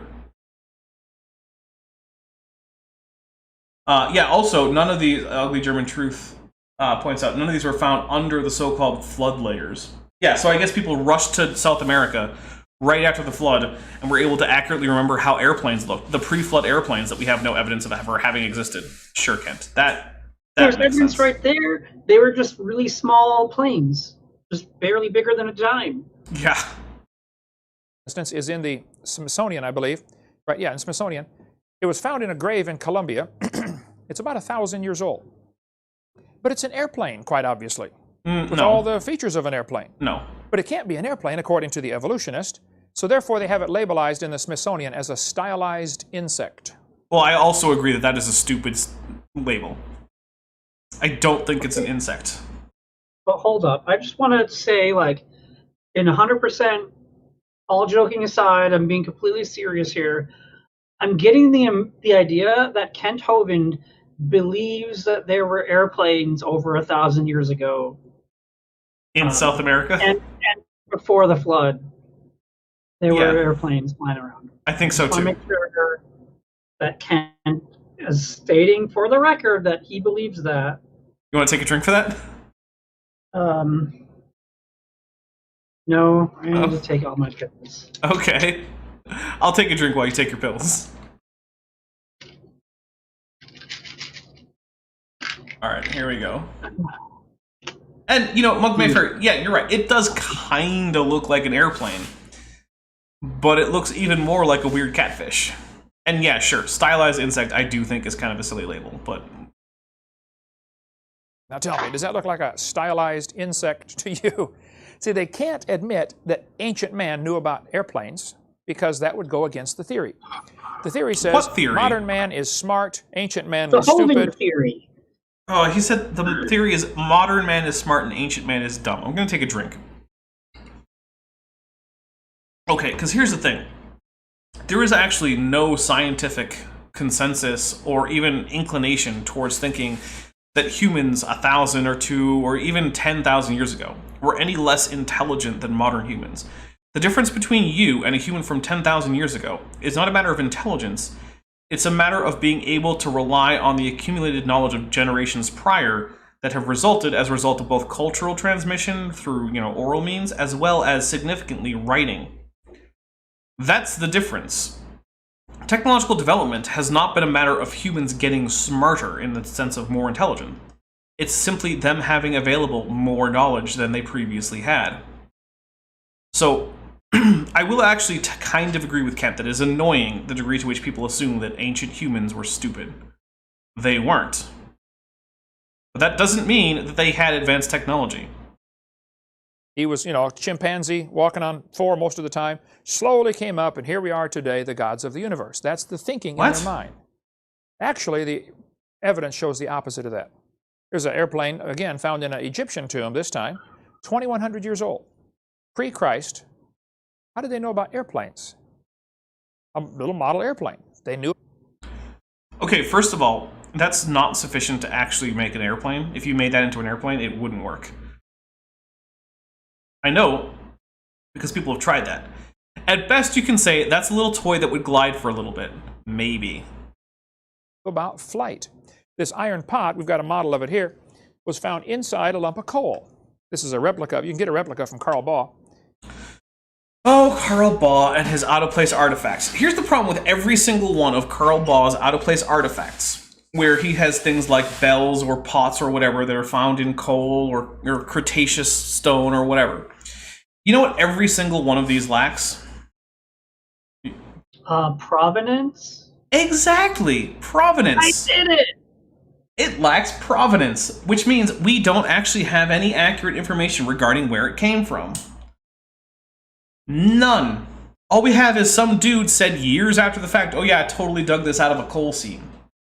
If you want your find in paleontology or archaeology or geology to mean anything, you need provenance. You need to be able to tell people when and where it was found exactly. That's the same problem that we've had with Armitage and his so-called Triceratops horn.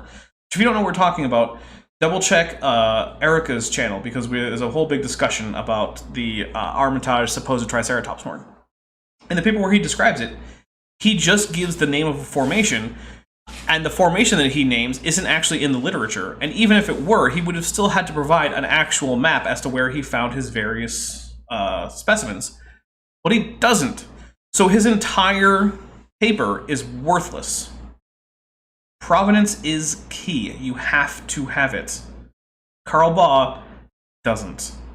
They're breaking open a lump of coal, and there's an iron pot inside. They examine the coal that comes out, and it's molded right to the pot on both sides.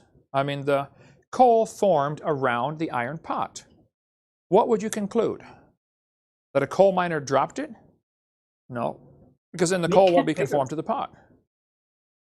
Oh, and we have a thing from Ugly German Truth that said coal dust was both pressed into denser shapes to sell, and so was accidentally compressed into lumps when loaded into ships where big amounts was rested on the bottom layer. If there was any foreign object in the dust, it would have then been surrounded by lumped up dust. So yeah, there are also modern options for getting lumps of quote-unquote coal that are recently formed out of just smaller bits of coal being pressed. And also, there's also just the option of someone dropped a pot in some coal, and someone found it and was like, oh, hey, we found a lump or a pot in coal, and then over the years, that got exaggerated. And we don't know what any of these things, which, if any of these options are true, because no provenance. I would conclude that they had iron and were making iron vessels before the flood. During the flood, they got buried in a forest of trees and squished and turned to coal, and of course it's not going to affect the iron any. How do you get an iron pot in a lump of coal? Ancient man must have been smart, not primitive. In Peru, they've got giant stone walls like the one in the picture here. These stone walls are phenomenal. Some of the rocks in there are so huge, we can't even move them today. There's more in the... Incorrect. I'm going to just take a drink. Okay.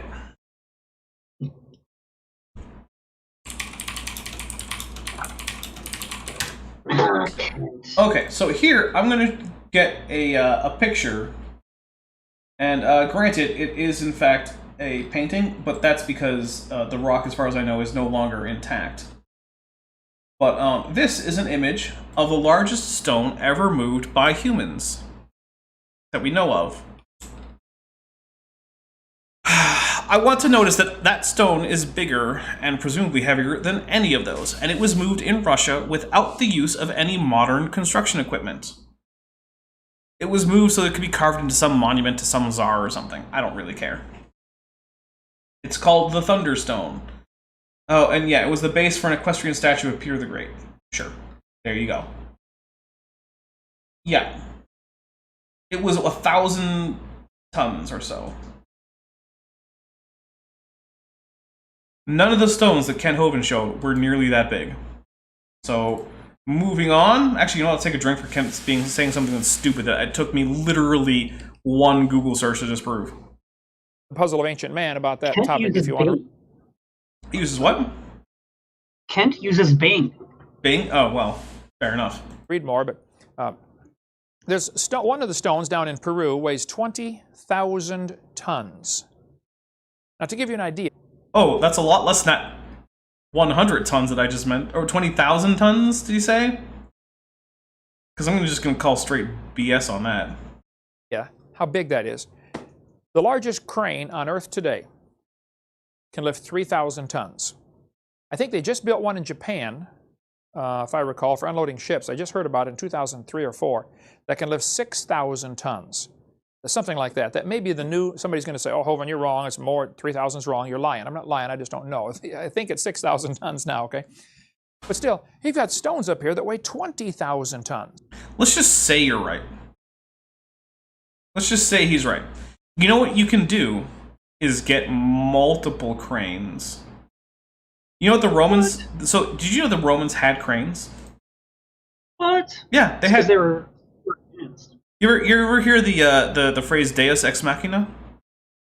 Yep. That's Latin for God from the crane.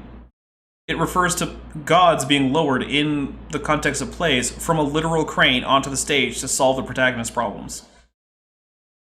Machina is the literal Latin word for crane. You know what the Romans did when they had to move a rock, but it was too big for one of their cranes? Used 2 cranes. Yeah, but what if it was too big for 2 cranes? They used 3 cranes. They learned about math. Yeah, exactly. Saying that the world's most powerful crane can lift this much weight doesn't mean that's the maximum amount of weight that can be lifted. Because as it turns out, you can use more than one crane. Granted, it doesn't happen much in modern construction, because we tend not to just build things out of gigantic rocks, because why would we? But, yeah. How did they move that? Who? Cranes and log rollers. Who did it and how did they do it? I don't think it's logical to say ancient man was primitive. They must have known something we don't know today. They know something you don't know today, Kent. Right. I'm taking a drink because it was true that ancient man wasn't primitive in the sense of being dumb, but also because it's stupid to think that that means that because they moved with big rocks that they knew something that modern humans don't. This really is ancient alien crap. Like this guy said, what is truly impossible about the block is that it's the size of a 5-story house and weighs 20,000 tons. We have no combination of machinery today that could dislodge such a weight, let alone move it. We can't even break it loose from the ground, let alone move it. We can't do it. This bell was found inside a lump of coal in West Virginia. Again, providence. There is none. Also, Monk Mayfair, the fact that you think that I need a transliteration for Greek hurts me. You know, this cell phone was found inside a lump of coal 2,100 years ago next to that plane, and prove me wrong. I believe you for reasons. Also, it's a very nice blanket you got there. Oh, I know. I paid money for it. Okay. The guy who had it on his desk for years later moved to Central Florida, and I've not been able to, he's an old man now, I've not been able to get a hold of him lately, so if you get his address, let me know. Because I think he needs to have that on display at a creation museum in Pensacola, Florida. That's what I think. This thing was analyzed, and they said, well, this is some kind of strange, old, like a Buddhist-type god on top of here. But how could you find a brass bell inside coal? You couldn't, and you didn't. Ancient man knew how to work with all the metals. Bible says Tubal-Cain was an artificer in brass and iron. That's Adam's grandson. They were already working with brass and iron. This little zinc and silver vessel was found inside rock supposed to be 600 million years old. And there's no provenance.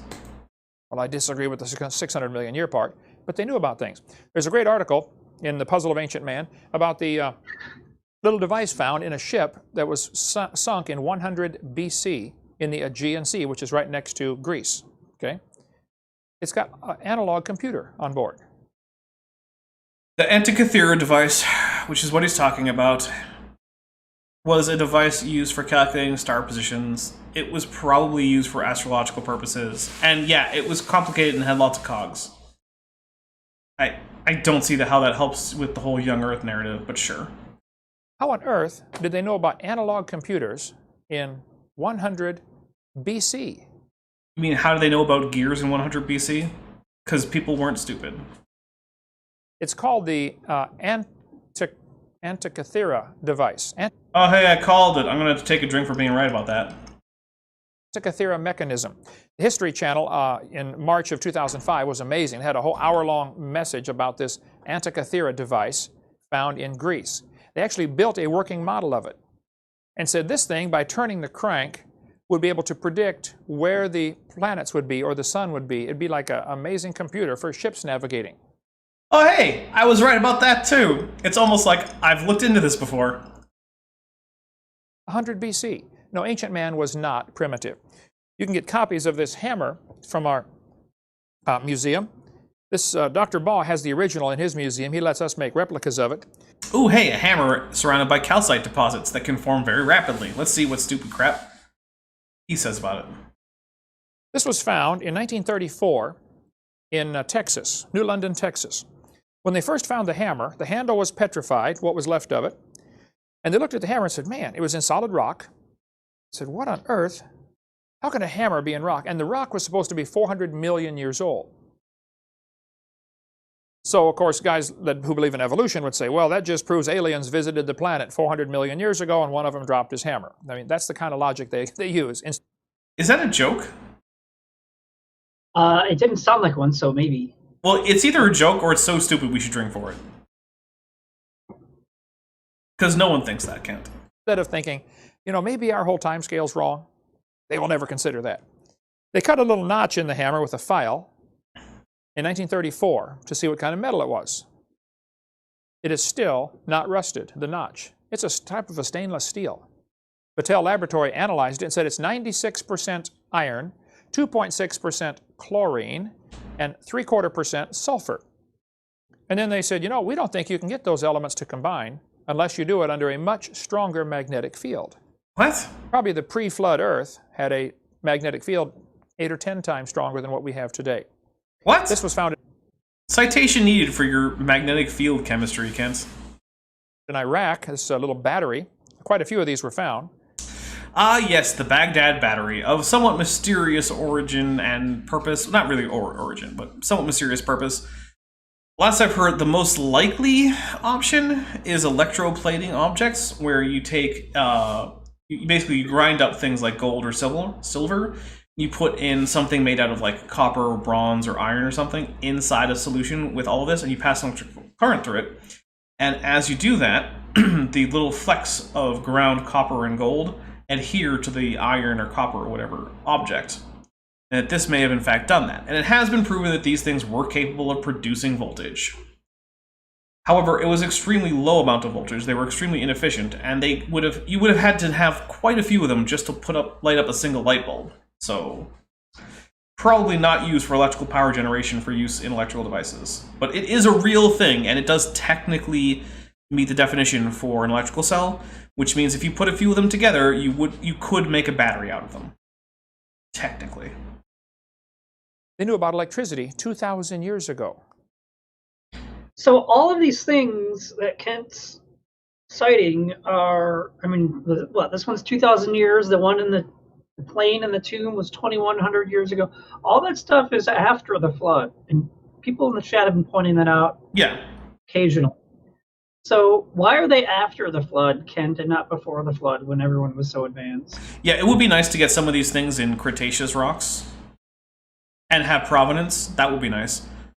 Because if you notice, like the Baghdad Battery and his little catfish, those actually have provenance. Those are real artifacts. But they're also not crazy out of place like the bell. The Egyptians apparently knew about electricity. And Robert Madwell says, it's true, we haven't found electroplated artifacts from there. That is true. Although it's also not super clear that electroplated artifacts would have survived that time. It's also possible that they had other uses. It's just one of those things where, like, we don't really know. Also, these aren't light bulbs, but we're going to let Kent talk about it a little bit. There's a hieroglyphic showing snakes in some kind of chamber hooked with a wire going to a little generator of some kind. We don't know. Okay, so every once in a while I tell the story about how I wrote a paper in which I translated ancient Egyptian hieroglyphics, and it helped me get an A because, you know, history professors are impressed when you translate languages that they don't know. This is, in fact, the exact thing that I translated. Nice. Yeah. In fact, so these aren't light bulbs. These are lotus blossoms exuding a scent from which the world serpent extends, and they're being supported by an object that is, in fact, the ancient hieroglyphic for stability. These are being stabilized, and we have a label on the left figure. It's not some priest or someone making, you know, putting up the lighting. It literally says Hathor, the Lady of the Third Month, which to this day in the Egyptian Coptic calendar is still named after Hathor. We know what this is. It's not light bulbs. Those are lotus blossoms. That's a snake, not a filament. And that's a symbol for stability holding up the universe. And that character there is literally Hathor. Her name is there. Like, literally her name. It's right there. So, yeah. And why is Kenty quoting Von Daniken? I don't know. Von Daniken would not agree with Kent Hovind. But, yeah. There are two theories. One is they are using electricity to mummify the snake or do something, or they're using electric eels to produce the electricity. I don't know which way the electricity is. What? I'm going to take a drink for that one. Kent, I'm gonna run out of pills soon. I can't. I don't even know. Also, the normal explanation is that they're using electricity, or the normal crazy explanation is, oh, they're lighting the temples with electricity. Except that very temple is full of soot discoloring the ceiling from thousands of years worth of torches and you know, oil lamps. So, well, you know. Going, or even if it's electricity. But I think we've got the wrong idea to say modern man is smart and ancient man was stupid. I think ancient man knew a lot. They knew about brain surgery. Quite a few skulls are found like this. This process is called trepanning. They would actually cut into somebody's head, and many are found with the hole healed over. Okay, but that's not exactly like, you know, separating conjoined twins or something. I mean, that's relieving pressure on the brain as a result of a concussion. I mean, okay. Which indicates the patient lived. Okay? I mean, cutting a hole in the head is no big deal. But some of the Ica stones from Peru show what appears to be brain surgery. Dr. Dennis Oh, you mean the fake stones that we know were fake? Okay. Swift, that spoke at our boot camp in 2004, has some of the instruments, the hardened copper instruments that they would use for brain surgery, or for surgery, period. Okay? Ancient man knew how to do all kinds of things with people's heads, besides cut them open and let them heal. They made strange shapes to the heads. They apparently did heart surgery. From some of the Ica stones, anyway, it appears that they're doing, you know, open heart surgery. Should just Ica Stone be a new drink trigger? Because everything he says about Ica Stones makes me want to drink. Yes. Okay. Here's a guy with an artificial limb attached, so they knew about that. That would have been, you know, 2,000 years ago. They knew how to tie a peg to someone's leg so that he could kind of walk 2,000 years ago. This is not exactly a revelation, Kent. My goodness. So, last time, or was it last time or the time before? But recently, Kent went full flurf, right? Remember that? Who knows when it was? It was a thing that happened. But do you remember the It was Kent? many of the times. But Kent went full flurf, which is not something I expected. But now he's just going straight up full ancient aliens, and I am just even know anymore. I just can't. This little machine appears to be some kind of steam engine. Does it? It might have Gosh. I'm not even sure that's a machine. I don't even know what I'm looking at.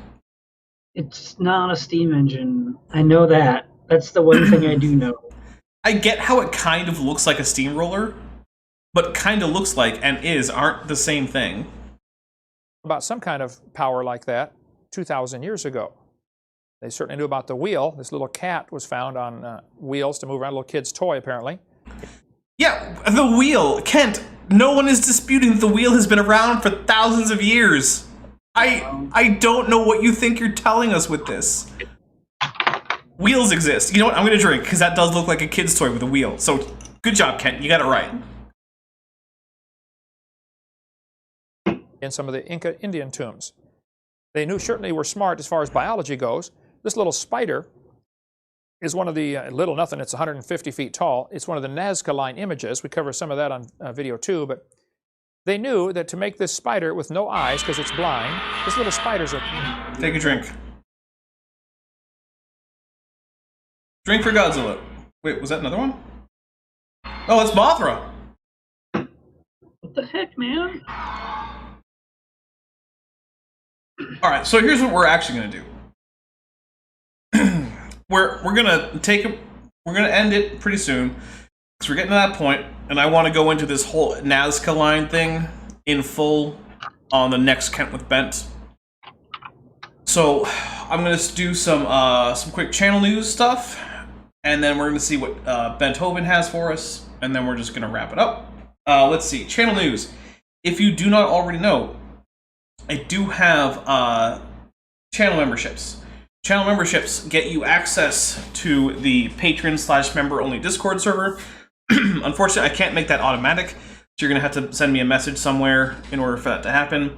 One relatively easy way to do that is to just join the fan Discord server and let me know in Discord. You can also tweet at me, and I can send you a Twitter DM with the link. And once you join, I will make sure that you get the appropriate rank as to where you joined the channel membership. So feel free to do that. Like I said, if we get 4 more, we're adding Mothra to the list of the emojis. You'll also get thanked in the credits just like you would on Patreon. So yeah, it's just a fun thing. You get some extra emojis, you get a little icon next to your name. So feel free to join, or don't. That's cool too. Let's see. Thursday is going to be a bonus episode of Fluffy Dino Lads. So if you've been following my channel, you may have seen Fluffy Dino Lads 1 and 2 and 3, maybe? I don't remember if 3 has come out or not. I'll double check. Doesn't matter. 3's come out. 3 has come out. Okay. Well, earlier last week, I found another video by In His Image about a dinosaur, and it was at least as bad as you expect. And so I decided I could not let that go unanswered. So now there is a bonus episode that is coming out this Thursday where I turn In His Image into a talking pterosaur, because he appears on camera, and I felt like it would be more fun if he were an animated pterosaur. So he's a pterosaur. There you go. Saturday, I am going to have to message him, but I'm hoping that Thronmulus, who is a channel member and also has been around for a fair while, although I don't think he's in the chat right now, hopefully we can do a Leaving Earth Creationism on Saturday. And then Tuesday is looking like Kent with Bent 31. I guess there's a small chance it might be like Lyle with Landon, or Eric with Erica. Probably Kent with Bent, but we'll see. And then the next Thursday should be Fluffy Dino Lads 4. Then I don't know what's that Saturday, but then the Thursday after that should be my next The Movie thing that comes out. So we're gonna have a something like a 2-hour-ish premiere. So show up with snacks and a drink, because it'll be a long one. And then I have, as I said, in the works, a response series about geology, and I'm also working on the next Things That Aren't Dinosaurs video, which is going to be about turtles. I'm also thinking about making a dinosaur that isn't a thing video, where I talk about a dinosaur that never existed, but that people think existed. So there's that. Oh, take a drink for Godzilla. Let's see. Also, this is a more top hats off thing, but I am continuing with my reading of Dracula, involving several other people, including Karis Crane, Manya, Golden Unicorn, and Unholy Roast, who are all going to be voicing things. I'm hoping that I can get Bent, oh, drink for Godzilla, to also do one chapter. It's a relatively short chapter. Yeah, I just gotta stop forgetting about it. Okay. I mean, it's not like we need it right now. But, so that's happening. Also, there is actually work being done on the Community Army and the Community D&D campaign. And Bent might even play as a bard in the D&D campaign. That's the plan. That's the plan. I've never done D&D before, but I've played guitars before. Yeah, so our plan right now is that he's going to be a bard on the condition that when the bard plays music, Bent is actually going to break out his classical guitar and just play the guitar. So that's what I'm going to do. That should be fun. That will be alternating on... right now, we're not exactly sure if we're going to do alternating DMs or alternating campaigns or something. But right now, it looks like there's going to be me and Chesh are going to be DMs. We're putting in some world building work right now, so we have a campaign setting. If you follow my Twitter, you've seen a preview of some of that stuff in terms of maps and whatnot. But so that's the thing to look forward to. And Bent, what do you have? What's going on over there in Bentland? Bentland is still Copper Magma. I'm trying to do other music with other people, and I'm finding myself really, really busy. It's good. Oh my goodness, drink for Godzilla again. I was hoping to link to a music video premiere that was supposed to be in 2 minutes, but now it's in 2 days. Oh. It's some really good friends of mine. They're releasing their music video for their song. Now it's in a couple days, but it's a really cool song. I've heard the recording. I was there at the studio with them when they recorded it, and it's really awesome. The band's called Never Reborn, and the song is called Heaven Shall Forsake. Now it's going to be in a couple days, but it's going to be really good. Let me know when you have it, and I will tweet it. So if you're not already following me on Twitter, go follow me on Twitter so that you can get that tweet. But I think that's going to be it for us for now. Thank you very much for coming. Thank you also, P. Barnes, for joining the channel. I didn't get to say that to you when you did it because you did it between streams. So I want to say thank you for that, for becoming a channel member. Also, thank you very much to our super chatters, including Vandalia1998, T. Lane, Mothra J. Disco, Kent Hovind, Cellmate, and Eric Virthaler92. We really appreciate you supporting the channel. It really does help, because if I can do enough here, I can continue trying to do this full time. That's the ideal, is to try to do this channel full time, long term. Not there yet, but we're growing and we could get there, but it requires support. So thank you very much for those of you who are in fact helping make that happen. And if you can't give monetarily, I get that. Liking, sharing, commenting, all of those things help. So everyone can help with that goal. But I will talk to all you guys later. Have a good day. Bye.